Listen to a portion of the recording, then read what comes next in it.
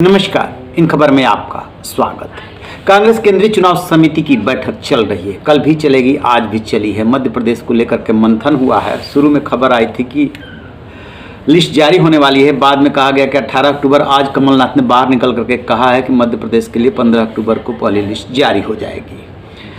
लेकिन जो पेच फंसा है, जहां डिस्कशन हो चुका है, वो असली फंसा है राजस्थान में। कोई भी पार्टी कितना भी दावा करे, सिद्धांत की बात अलग है, लेकिन व्यवहार में जब आप आते हैं, जमीन पे उतरते हैं, तो आपकी प्राथमिकता होती है चुनाव जीतना। चुनाव कौन जीत सकता है आज के डेट में अंदाजा लगा सकते हैं, जिसके पास पैसा हो, बाहुबल हो, उम्र की सीमा कोई मायने नहीं रखती। उदयपुर में मंथन हुआ था, तब कांग्रेस ने यह कहा कि महिलाओं और युवाओं को हम ज्यादा टिकट देंगे। और अब जब सर्वे आया है, जमीनी सर्वे, तब कांग्रेस के सारे सिद्धांत जो है गुम हो गए हैं। अब समझ में नहीं आ रहा है कि क्या करें, क्योंकि रिपोर्ट के मुताबिक उन लोगों के नाम हैं जो बुजुर्ग भी हैं और महिलाओं की संख्या भी कम है। माना जा रहा है कि ये जीत सकते हैं। कांग्रेस फंस गई है, कहा कुछ और, जमीन पे मिल रहा कुछ और सचिन पायलट जो पहले से ही नाराज चल रहे हैं, उन्होंने इसी बात को पकड़ लिया है कि आपने तो उदयपुर में ये कहा था, ये ऐलान किया था, और अब ऐसा क्यों।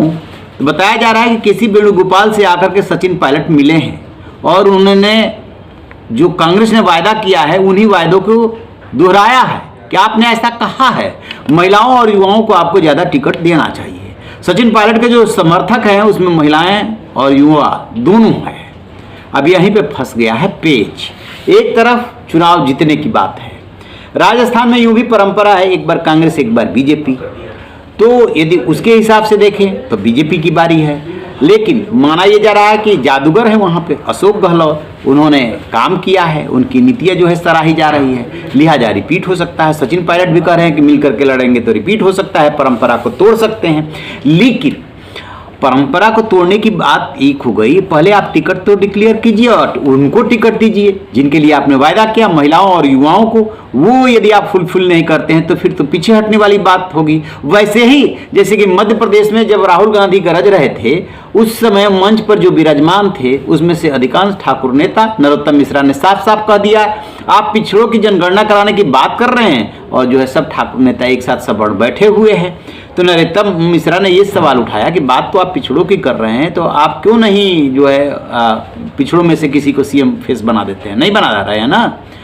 बातें चाहे कांग्रेस हो, बीजेपी हो और राजनीतिक दल हो, कुछ और करते हैं, और जो असली जमीन पे लागू करने की बात आती है तो फिर कुछ और करने लगते हैं। वही राजस्थान में हुआ है कि युवा और महिला को प्रीफर नहीं किया जा रहा है, उनको प्रीफर किया जा रहा है जो चुनाव जीत सकते हैं, और उसमें बूढ़े बूढ़े लोग शामिल हैं। टिकट कटेगा, बहुत सारे लोगों का टिकट कटेगा, लेकिन टिकट मिलेगा किसको, ये बड़ा सवाल है। तो माना यह गया कि सचिन पायलट ने ऐन मौके पे जो पेच फंसाया है, उसका जवाब ढूंढना कांग्रेस के लिए इतना आसान नहीं है, एक बात। दूसरी बात, ये तय मानिएगा, मान लीजिए कि कांग्रेस रिपीट हो जाती है, फिर मुख्यमंत्री कौन, अशोक गहलोत या सचिन पायलट। कांग्रेस कुछ कह तो नहीं रही है कि अशोक गहलोत के ही नेतृत्व में चुनाव हो रहा है। तो सचिन पायलट ये भी चाहते हैं कि उनके समर्थकों को ज्यादा टिकट मिले। उनके समर्थक युवा महिला चूंकि है, इसलिए वो कांग्रेस के वायदे को याद दिला रहे हैं। कांग्रेस से जवाब नहीं बन पा रहा है। देखते हैं कि राजस्थान की लिस्ट कब आती है और उसमें कितनी महिलाएं, कितने युवा होते हैं, कितने बुजुर्ग, और उदयपुर में जो ऐलान हुआ था उसका कितना ध्यान रखा जा रहा है। रहिए खबर देखते रहिए इन खबर। Thank you.